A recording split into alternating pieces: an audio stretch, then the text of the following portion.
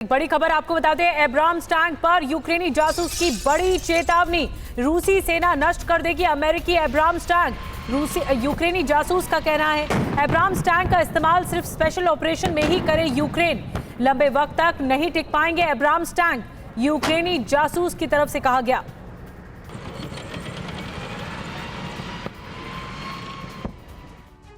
और रूस से सीक्रेट डील कर रहे हैं नेटो देश। ब्रिटेन की रूस से गुपचुप बातचीत हो रही है। सीक्रेट मीटिंग में यूक्रेन पर बात नहीं। ब्रिटिश मीडिया ने यह दावा किया है कि न्यूक्लियर सुरक्षा और ग्रेन डील पर चर्चा हुई।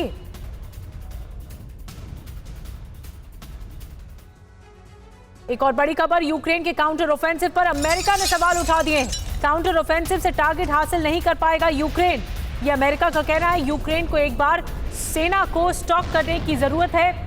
रूस यूक्रेन युद्ध को लेकर अमेरिकी अधिकारियों ने बड़ा दावा किया है।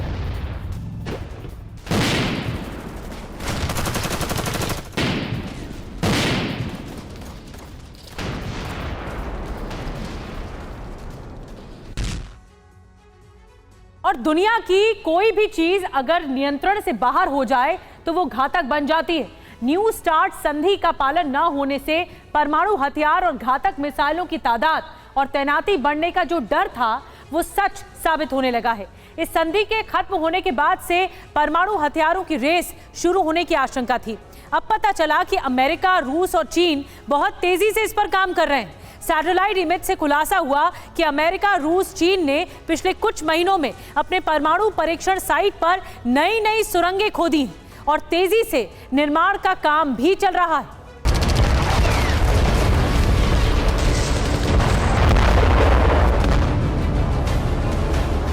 अब न बंदिशें हैं न समझौते की शर्तें पालन करने की मजबूरी,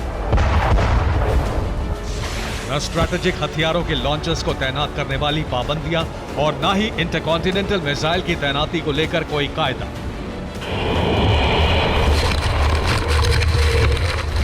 सबमरीन लॉन्च बैलिस्टिक मिसाइल की तैनाती और संख्या पर भी समझौते की कोई शर्त लागू नहीं। पहले पुतिन और फिर बाइडेन दोनों अब परमाणु हथियारों के मसले पर स्वतंत्र हैं।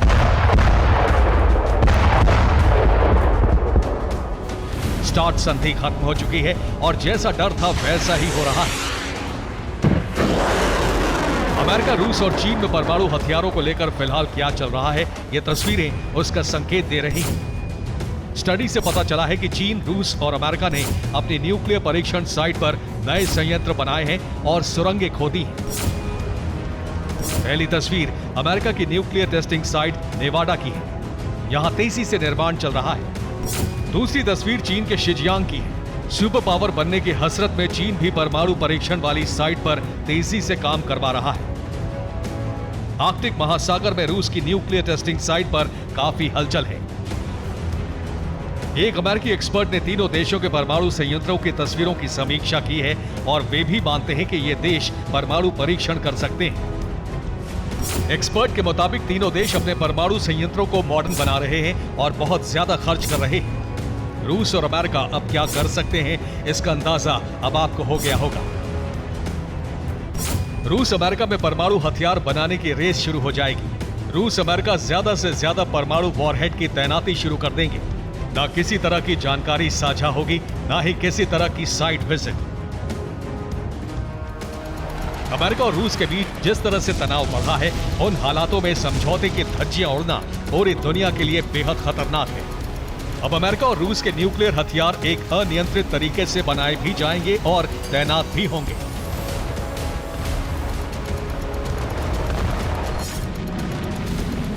अमेरिका और रूस ने अपने न्यूक्लियर हथियारों की पोजीशनिंग भी शुरू कर दी है। पुतिन ने इसकी शुरुआत बेलारूस से की है। दुनिया में परमाणु युद्ध की आशंका और गहरी हुई है तो इसकी कई वजह हैं।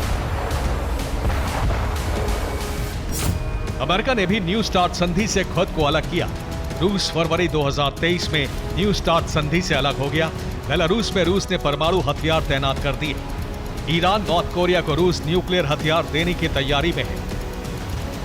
दावा है कि यूरोप के अलग अलग हिस्सों में अमेरिका परमाणु बम भेज रहा है ताकि रूस के खिलाफ जवाबी एक्शन में न्यूक्लियर अटैक का एक ऐसा तूफान उठे जिसे पुतिन किसी भी तरह से रोक न सके।